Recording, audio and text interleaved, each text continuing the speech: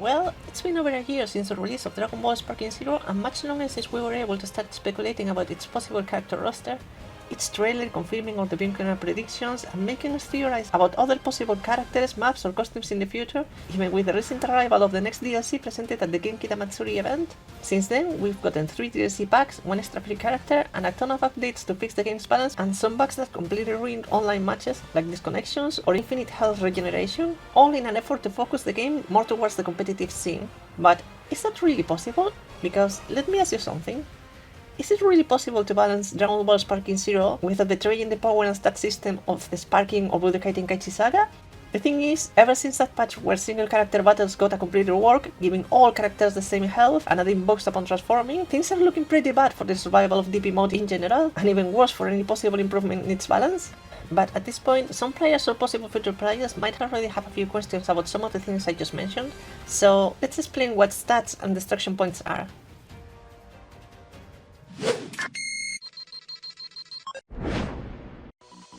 So, what are stats? As in any other game with different power levels, stats along with abilities are what define the character and set them apart from the rest. In Sparking Zero, these are divided into visible, like health or health bars, attack for melee strikes, defense, ki for small blast, and blast for techniques like the Kamehameha. And hidden, things we don't see on the screen but are crucial to the match, like ki charge speed, the amount of ki or skill points the character starts with in the match, the number of hits available per combo, or some special effects on the recharged ki blast, like paralysis, plus super speed, super armor, and others. Also, characters are divided into archetypes, which are not displayed in the game but reinforce the playstyle, such as normal, power, speed, ki blast, skill user, a variant for Yajirobe, almighty, god, secret, giant, super saiyan, legendary, fusion, rival, villain, and the android variants for many of them. But it would be impossible for me to detail all the changes all those make, so I'll leave the link to a Sparking Zero Meta website in the description, where all the information about them is compiled. And that's not even taking into account the theorized mechanic that would have given more power to thematic teams like the Turtle Skull. But now that we have this clear, so what are destruction points or DP? This is a team fight! Nappa, follow me! Destruction points are a concept that was introduced in Budokai Tenkaichi 3, or Sparking Meteor for the Japanese audience, which allowed players to create balanced teams so you could avoid fighting your 8-year-old cousin using Gogeta, Super Saiyan 4, Kid Buu and other super powerful characters, while you're left feeling bad for wanting to play with Nam, Grandpa Gohan or a balanced team. The thing is, in Budokai Tenkaichi 3 you could make teams of 10, 15 and 20 DP, while in Sparking Zero you could only make teams of 15 DP, although in a later patch they added the 20 DP teams, but only for casual matches. So you think destruction points are related to the stats and power of the characters in the anime, right? Well, yes, but only partially. It's over 9,000! For example, in Budokai Tenkaichi 3, Super Saiyan 2 and 3 had the same DP value and similar stats, giving Super Saiyan 3 more ki power but less melee power, while in Sparking Zero this is repeated but with Super Saiyan and Super Saiyan 2, giving Super Saiyan 2 more powerful techniques than Super Saiyan and giving them both 6 DP, except for Adult Gohan for some reason, who, mind you, was weaker than Goku or Vegeta at this point, and yet they give his Super Saiyan 2 the same destruction points as his ultimate form, making him the same as Super Saiyan 3 Goku. So here's where the problem begins. One thing is clear, those in charge of assigning the stats and destruction points to the characters have made some questionable decisions to say the least. For example, Nappa is given 3 DP, Rikumi is given 3 DP. Here we already have a problem, since Vegeta Scouted is given 4 DP. And you might say, well, Vegeta beats Rikumi in the anime. And while that's correct, characters are usually given destruction points that reflect their average power in that form, or at that point in the story. In this case, it's true that Vegeta manages to defeat Rikumi, but at that point in the story he should no longer have a tail, nor be able to transform into a great ape. And besides, he only uses techniques up to his fight with Sarmon, so it would be more logical that here, from the Namek saga onward, this Vegeta was a separate character, like Vegeta Early, or the base form of Vegeta Mid, just like Goku's end Super Saiyan form is the one that fights with Cell, but instead they chose to give him his abilities from the filler scenes, which I don't think is bad, but could have been different depending on the costume.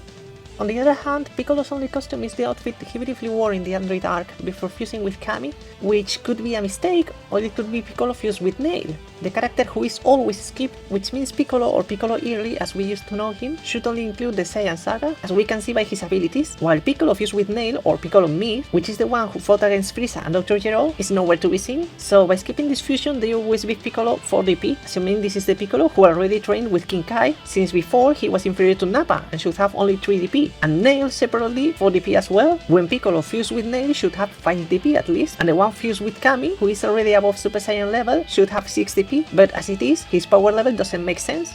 And then there's the classics. Goku and Vegeta always have 5 DP in their base forms from the Saiyan saga to Super, including Daima, since although Goku Mini has only 4 DP, small characters always have 1 DP less as a rule, because they're tiny I guess, except for Goku GT, who does have 5 DP in his child form, which should mean that as an adult he would have 6 DP, even though both adult Super Saiyan forms have 8 destruction points. Then there's Gohan. This is the one that hurts the most. Future Gohan Super Saiyan is given the same power as Goku and Vegeta and Super Saiyan or Super Saiyan 2, but adult Gohan Super Saiyan 2, who is always rusty and is weaker than Goku Super Saiyan 2 except in the second Broly movie, even though in the Sparking Saga they assign his Super Saiyan form to this movie, they give him 7 DP, the same as Goku Super Saiyan 3 or, as we said before, his ultimate form, and they always keep his Super Saiyan form at 6 DP, even for Super Hero, which is completely inconsistent, or even the Ginyu Force. You can tell from a mile they changed the power so they could form a full 15 DP team, because there was no 20 DP option before.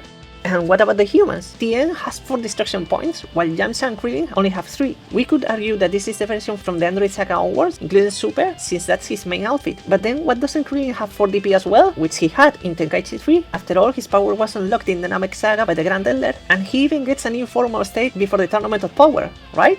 Sure, he might be rusty, but also is Gohan. So, what's the solution?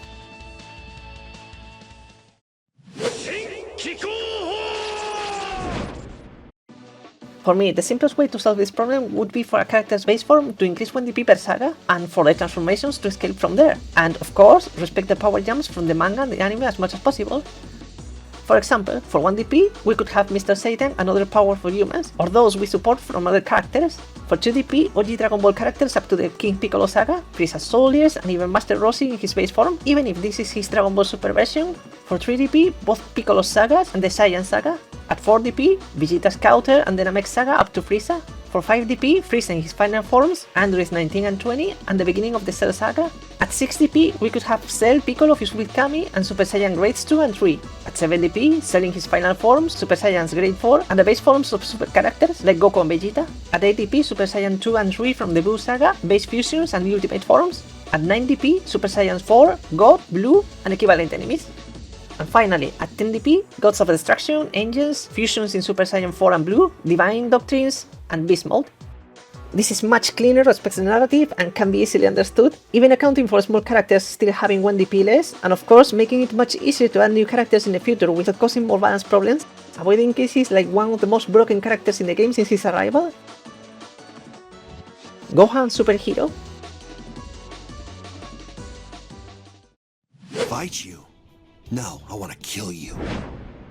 Since the release of the Dragon Ball Superhero DLC, it's been practically impossible not to encounter a base Gohan or a base Gohan Superhero in the DP battle system, since he only cost 4 destruction points and used to only require 1 skill point to transform into Super Saiyan, another one to transform into Ultimate, and finally 2 more points to reach Beast, which has 9 DP, making him one of the most powerful characters in the game with the lowest cost, capable of even taking down giants, and with no other disadvantage other than the short time it took to transform him. Although they finally nerfed the character in a recent patch, without changing the cost of his base form, but changing the transformation cost from Super Saiyan to Ultimate to 2, equivalent to transforming to Super Saiyan 3, and also raising the cost to transform into Beast Mode to 3, which seems a bit excessive to me, but if we compare his Superhero Ultimate mode, which has 8 DP, with Super Saiyan Blue of the same cost, it is reasonable to add 1 transformation cost point for Ultra Instinct Sign, and another 2 to transform into perfected Ultra Instinct level, totaling 3.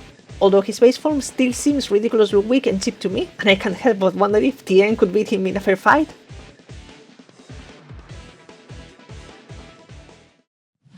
Are you ready? That's it!